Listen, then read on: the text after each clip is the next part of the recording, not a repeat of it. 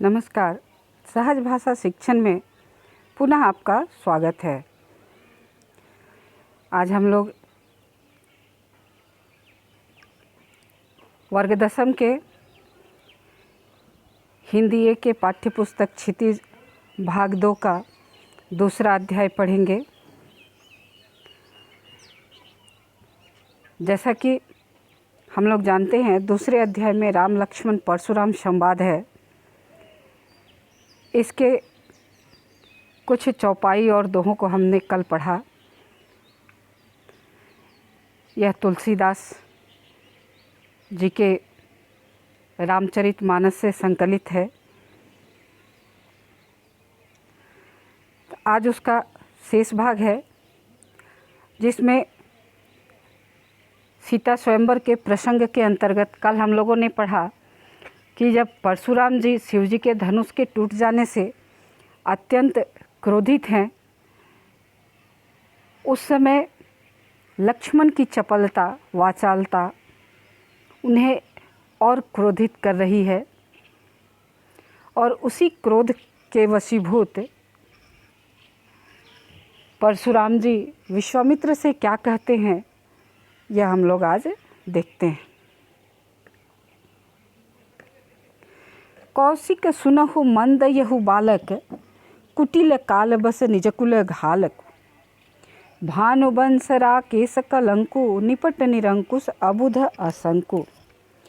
कौशिक सुनो, कौशिक विश्वामित्र, हे विश्वामित्र सुनो, यह बालक मंद बुद्धि है, बड़ा कुटिल है और कुटिल काल के वशीभूत होकर, अर्थात मृत्यु के वशीभूत होकर अपने कुल का घातक बन रहा है। भानुवंश राकेश कलंकु, निपट निरंकुश अबुध असंकु। यह सूर्यवंश रूपी पूर्ण चंद्र का कलंक है। यह बिल्कुल उदंड, मूर्ख और निडर है।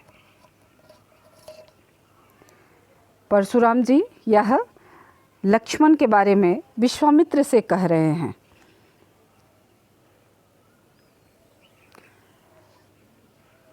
काल कवलु हो यही छन माही, कहूँ पुकारी खोरी मोहि नाही। तुम हट कहूँ जो चाहूँ उबारा, कही प्रताप बलु रोसु हमारा। कहते हैं परशुराम जी कि अभी क्षण भर में ही यह काल का ग्रास हो जाएगा। काल कवल हो यही क्षण माही, काल का ग्रास अर्थात मृत्यु को प्राप्त हो जाना। अभी यह क्षण भर में ही मृत्यु को प्राप्त हो जाएगा। कहूँ पुकारी खोरी मोहि नाई, मैं पुकार कर कह रहा हूँ, मुझे दोष नहीं है, अर्थात मुझे दोष मत देना। तुम हट कहूँ जो चाहूँ उबारा, यदि तुम इसे उबारना चाहते हो, बचाना चाहते हो, तो तुम हट कहो, तुम इसे हटाओ। कैसे हटाओ? कहीं प्रताप बल रोसु हमारा, हमारे प्रताप, बल और हमारे क्रोध के बारे में इसे बतलाकर मुझसे दूर हटा दो, वरना यह बालक अभी तुरंत काल का ग्रास बन जाएगा, अर्थात मैं इसे मार डालूँगा। इस पर लक्ष्मण जी तुरंत उत्तर देते हैं, लखन कहो मुनि सुजसु तुम्हारा, तुम ही अछत कौ बर नहीं पारा। अपने मुँह तुम आपनी करनी, बार अनेक भांति बहुबरनी। कहते हैं लक्ष्मण जी कि हे मुनिवर, आपका सिवा आपके रहते दूसरा कौन वर्णन कर सकता है। आपने अपने ही मुँह से अपनी करनी अनेकों बार बहुत प्रकार से वर्णन की है। अर्थात परशुराम जी जब से आए हैं तब से वह लक्ष्मण को अपने क्रोध और अपने कार्यों के बारे में बताकर डराना चाह रहे हैं। तो इसी के बारे में लक्ष्मण कहते हैं कि आपके किए गए कार्यों को आपसे अधिक और कौन वर्णन कर सकता है। इसीलिए आपने तो बहुत बार अपने कार्यों का वर्णन कर दिया है। और नहीं संतोषु तब पुनि कुछ कछु कहु, जनि रिसरो की दुसह दुख सहु।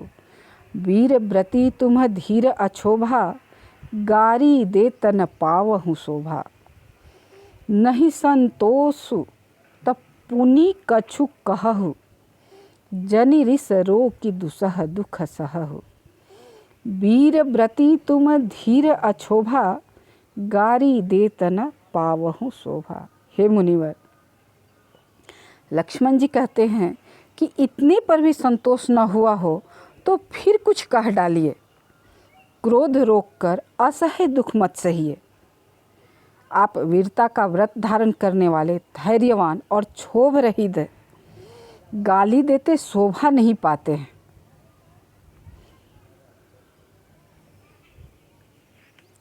सूर समर करनी करही, कहीं न जनावही आप।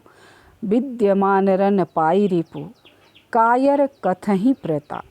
लक्ष्मण जी कहते हैं कि सूरवीर तो युद्ध में सूरवीरता का कार्य करते हैं, करनी करते हैं, अर्थात युद्ध करते हैं शस्त्रों से।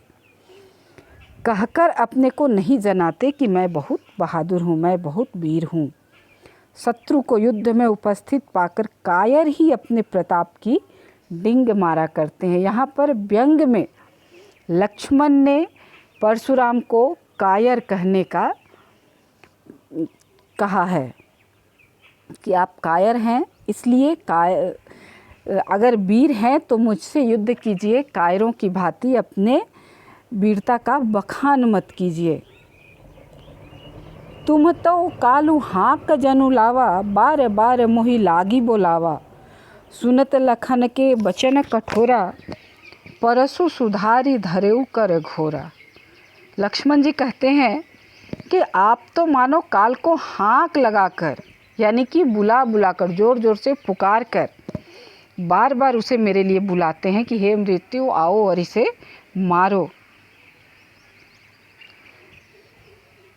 और लक्ष्मण जी के ऐसे कठोर वचन सुनते ही, सुनत लखन के वचन कठोरा, लक्ष्मण जी के इस प्रकार के कठोर वचन को सुनते ही परशुराम ने अपने हाथ में पकड़े हुए भयानक फरसे को और सुधार कर हाथ में ले लिया, अर्थात उसे युद्ध के रूप में उस अपने हाथ में पकड़ कर ले लिया, मानो अभी लक्ष्मण को काट ही डालेंगे। अब जन देई दोसु मोहि लोगु, कटुबादी बालक बध जोगु। बाल बिलो की बहुत में बाँचा, अब यहु मर निहार भा साचा। कहते हैं परशुराम जी कि अब लोग मुझे दोष न दें, यह कड़वा बोलने वाला बालक मारे जाने के ही योग्य है। इसे बालक देखकर मैंने बहुत बचाया, पर अब यह सचमुच मरने को ही आ गया है।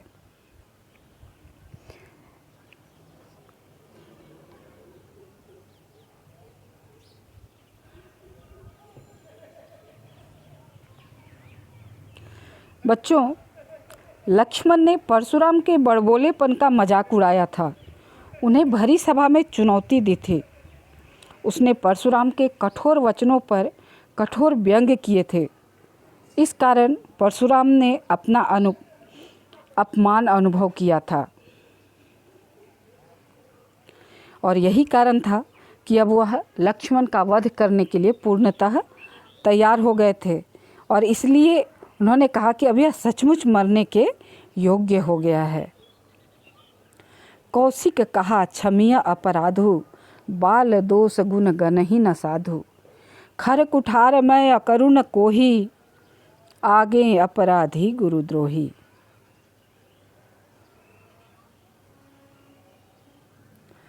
विश्वामित्र जी कहते हैं कि अपराध क्षमा कीजिए। जैसे ही परशुराम ने विश्वामित्र से शिकायत की और कहा कि यह बालक अब अपने मृत्यु को एकदम निमंत्रण दे रहा है, मैं इसे मार ही डालूंगा, और अपने फरसे को सुधार कर हाथ में पकड़ लेते हैं, तो तुरंत विश्वामित्र आगे आते हैं और कहते हैं कि हे मुनिवर, क्षमा कर दीजिए, अपराध क्षमा कीजिए, क्योंकि बालकों के दोष और गुण को साधु लोग नहीं गिनते। इस पर परशुराम जी कहते हैं कि खर कुठार मैं अकरुण को ही, यह जो मेरा कुठार है यह प्रखर और तेज धार वाला है और मैं अकरुण अर्थात करुणाहीन दयाहीन हूँ। और मेरे आगे आगे अपराधी गुरुद्रोही, और मेरे आगे यह गुरुद्रोही और अपराधी है, तो मैं इसे कैसे छोड़ दूँ।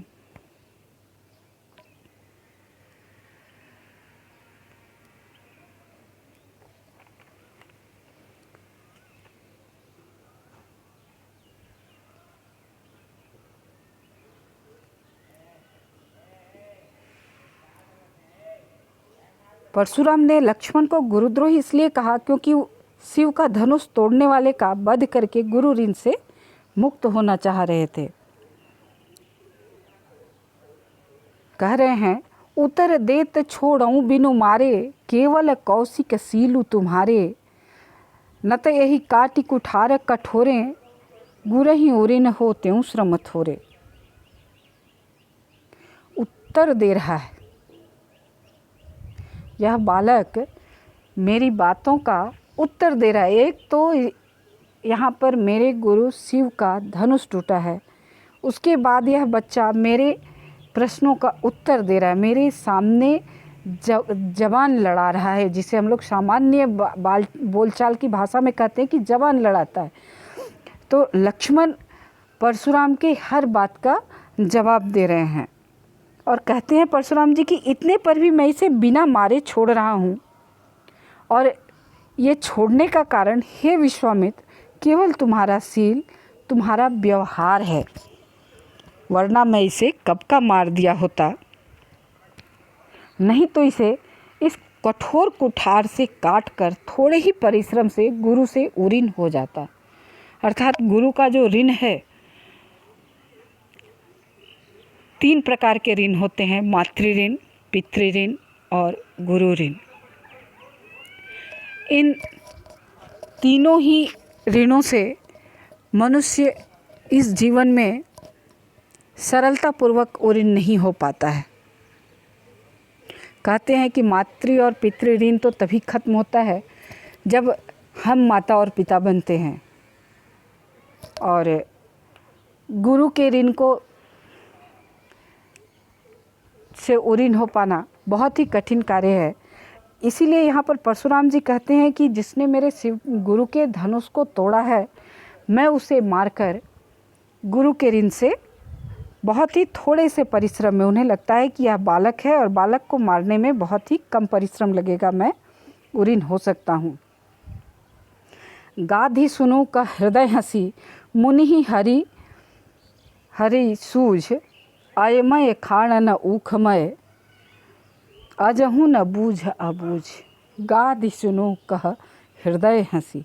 विश्वामित्र जब परशुराम जी की इस बात को सुनते हैं कि मैं इस सभा में इसे मारकर थोड़े से परिश्रम से ही गुरु के ऋण से उऋण हो जाता, तो वो अपने हृदय में, अपने मन में ही हंसते हैं और कहते हैं कि ऋषि को सभी जगह पर हरा हरा ही सोचता है। कहते हैं ना कि सावन के अंधे को सब जगह हरा दिखता है, अर्थात उसे बहुत अच्छी चीज़ दिखती है, उसे लगता है कि सब कुछ उसके अनुकूल है। हरा हरा दिखना मतलब सब कुछ उसके अनुकूल होना। तो विश्वामित्र मन में इसलिए हंसते हैं कि उन्हें लगता है कि सब कुछ परशुराम जी को अपने अनुकूल ही दिख रहा है। आयमय खाण न ऊखमय, अजहू न बूझ बूझ। ये समझ नहीं पा रहे हैं कि यह जो खड्ग है, अर्थात लक्ष्मण रूपी जो यह खड्ग है, वह किस चीज़ की बनी हुई है।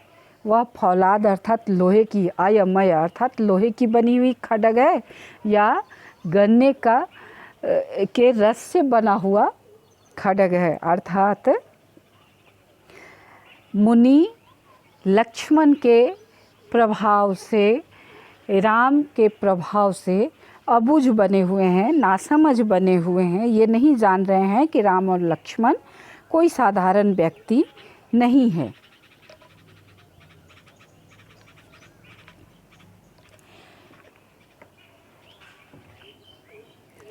कहे उ लखन मुनि सीलु तुम्हारा, को नहीं जान विदित संसारा। मात पितहि उरिन भय नीके, गुरु ऋण रहा सोचु बड़ जी के। लक्ष्मण कहते हैं कि हे मुनि, आपका जो स्वभाव है उसे कौन नहीं जानता, यह तो संपूर्ण संसार को पता है, संसार भर में प्रसिद्ध है। आप अपने माता पिता से तो अच्छी तरह ऋण हो ही गए, अब गुरु का ऋण रहा, इससे आपके हृदय में बड़ी चिंता लगी हुई है कि कैसे इस गुरु के ऋण से भी मैं मुक्त हो जाऊं। यहाँ पर लक्ष्मण ने परशुराम पर व्यंग्य किया है कि आपने गुरुद्रोही का वध करने में देर कर दी है, अतः आप पर उसका ब्याज चढ़ गया होगा, अतः मेरा वध करके जल्दी से गुरु ऋण से उऋण हो जाइए।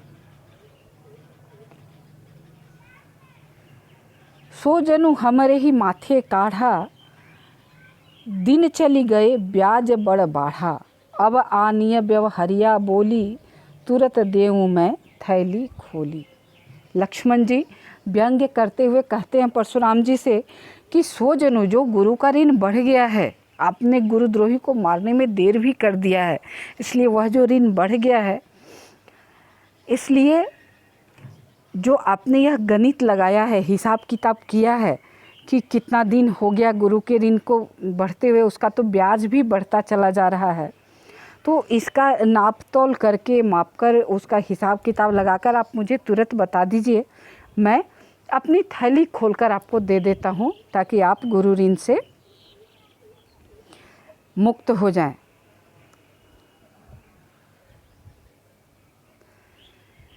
सुनी कटु वचन कुठार सुधारा, हाय हाय सब सभा पुकारा। भृगुबर परसु देखावहु मोही, विप्र विचारी बचहूँ नृपद्रोही। लक्ष्मण जी के कड़वे वचन सुनकर परशुराम जी ने कुठार संभाली, सारी सभा हाय हाय करके पुकार उठी। लक्ष्मण जी ने कहा, हे भृगुश्रेष्ठ, आप मुझे फरसा दिखा रहे हैं, पर हे राजाओं के शत्रु, मैं ब्राह्मण समझकर आपको बचा रहा हूँ। यहाँ पर हाय हाय सब सभा पुकारा, लक्ष्मण जी ने परशुराम के समक्ष जो बोला, जो व्यंग्य किया, उनका जो अपमान किया, अब पूरी सभा को यह लगने लगा था कि लक्ष्मण जी ने थोड़ा अधिक बोल दिया, इसलिए उन लोगों ने लक्ष्मण की बात को अनुचित है ऐसा कहा। किंतु लक्ष्मण कहते हैं, मिले न कबहूँ सुभटरन गाढ़े, द्विज देवता घर ही के बाढ़े। अनुचित कही सब लोग पुकारे, रघुपति नयन नहीं लखनु नेवारे।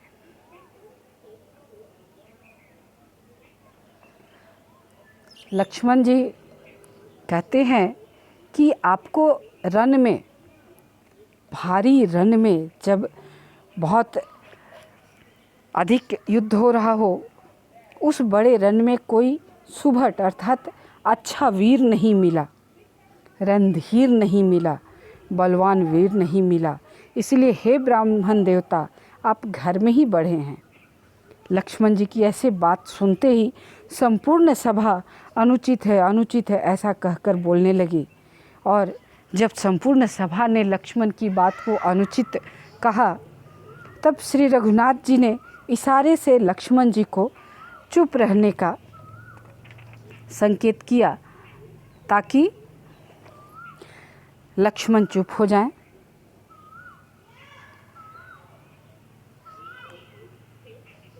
हमारे पाठ्यांश का अंतिम दोहा है, लखन उतर आहुति सरिस, भृगुबर कोप कृशानु, बढ़त देख जल सम बचन, बोले रघुकुल बानु। लक्ष्मण जी के जो उत्तर थे वह परशुराम जी के क्रोध की आग में घी के सदृश थे, जिसे उनकी क्रोध की अग्नि और बढ़ती चली जा रही थी इनके आहुति को पाकर। जिस प्रकार आग में हम आहुति डालते हैं तो आग और अधिक धधक उठती है। ठीक उसी प्रकार से लक्ष्मण जी के वचनों की आहुति से परशुराम जी के क्रोध की अग्नि बढ़ती चली जा रही थी और उसे देखकर उस अग्नि को शांत करने के लिए रघुकुल के सूर्य सदृश श्री रामचंद्र जी ने जल के समान शीतल वचन परशुराम जी को कहा। बच्चों,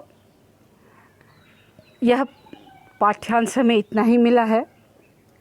इसके बाद की भी कुछ कथाएं हैं।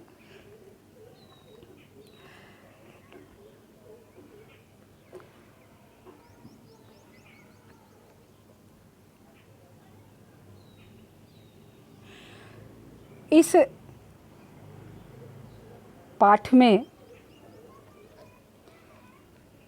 जैसे राम लक्ष्मण और परशुराम संवाद में राम और लक्ष्मण के चरित्र में से अंतिम पंक्ति में हम कहते हैं ना कि लक्ष्मण के जो वचन थे वो क्रोध में आहुति के समान काम कर रहे थे, क्रोध की अग्नि में, और वहीं श्री राम ने जो बोले वह जल के समान शीतल था। तो राम का स्वभाव कोमल और विनयी है। उनके मन में बड़ों के प्रति श्रद्धा है, आदर है। वे गुरुजनों के सामने झुकना अपना धर्म समझते हैं। वे महाक्रोधी परशुराम के बेबात क्रुद्ध होने पर भी, परशुराम के क्रुद्ध होने का वहाँ पर कारण नहीं था। राम ने धनुष उठाया, धनुष टूट गया, तो वहाँ पे, और चूँकि यह स्वयंवर ही इसीलिए रखा गया था, तो वहाँ पे परशुराम का क्रोधित होना प्रासंगिक नहीं था। किंतु फिर भी परशुराम क्रोधित थे। बावजूद इसके उनके क्रुद्ध होने पर राम ने स्वयं को उनका दास कहा है, और ऐसा कहकर उन्होंने परशुराम के दिल को, उनके हृदय को जीत लेने का काम किया है। ठीक इसके विपरीत लक्ष्मण का स्वभाव उग्र है, प्रचंड है। उनकी ज़बान छुरी से भी तेज चलती है। वे व्यंग वचनों से परशुराम के हृदय को छलनी छलनी कर देते हैं। उनकी उग्रता और कठोर वचनों को सुनकर न केवल परशुराम भड़क उठते हैं, बल्कि कविता के अंत तक जाते जाते हम लोग देखते हैं कि संपूर्ण सभा में उपस्थित जितने भी लोग हैं वो सभी उसे अनुचित कहने लगते हैं। यहाँ पर हम कह सकते हैं कि राम यदि धूप हैं, सॉरी बच्चों, राम यदि छाया हैं तो लक्ष्मण धूप हैं।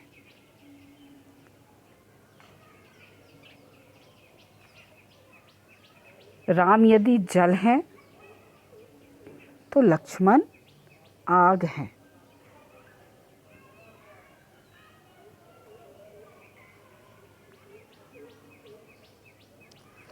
इसमें लक्ष्मण के कुछ प्रसंग बड़े ही अनूठे हैं और अच्छे भी लगते हैं। जैसे बड़ी ही सरलता, सहजता से उन्होंने परशुराम जी से यह प्रश्न किया है कि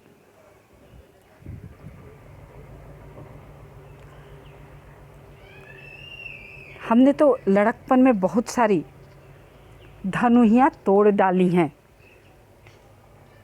तो फिर इस धनुष में ऐसा क्या खास है जिसके लिए आप इतना अधिक क्रोधित हो रहे हैं। इसी प्रकार यदि परशुराम जी की बात करें तो जब वो बार बार कहते हैं कि अरे राजकुमार, लगता है तेरी मौत आई है, तभी तो तू संभल कर बोल नहीं पा रहा। तू शिव धनुष को आम धनुष के समान समझ रहा है। इस पर लक्ष्मण जी जो कहते हैं कि हमने तो यही जाना था कि धनुष धनुष समान होते हैं, फिर इस धनुष में क्या खास, इसे तो राम जी ने छुआ और ये टूट गया। आज के पाठ में इतना ही। इस पाठ में और भी इसकी विशेषताओं के बारे में हम लोग अगले कक्षा में, अगले वीडियो में पढ़ेंगे। तब तक के लिए धन्यवाद, नमस्कार।